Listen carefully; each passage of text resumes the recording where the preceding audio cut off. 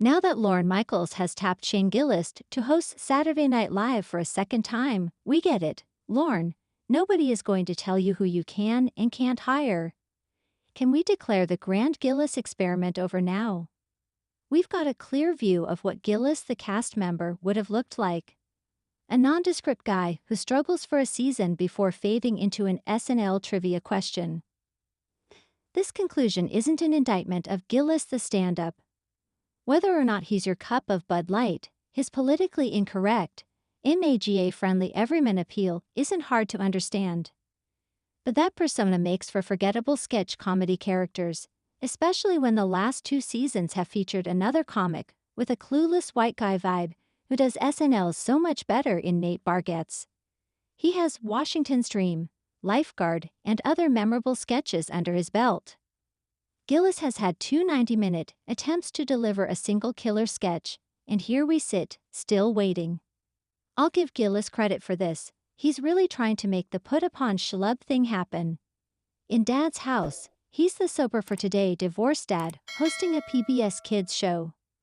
The word of the day is alimony, a tired joke that seemed fresher 40 years ago when Eddie Murphy did it on Mr. Robinson's Neighborhood. Gillis' character in the commercial parody Couple of Beers is the same exact guy. Okay, so he's begrudgingly married in this one, but not for long. It's the character 6 months before he ends up hosting Dad's House. The joke: no family obligation is so soul-crushing that it can't be navigated with a couple of beers.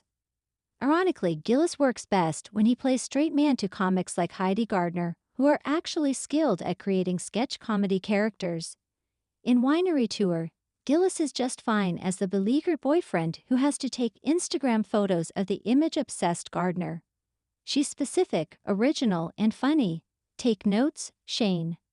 From Dan Aykroyd to Phil Hartman to Bill Hader, SNL always has reserved a slot for a good straight man, the guy who can play the befuddled dad, the oblivious spouse, or the self-important boss at work.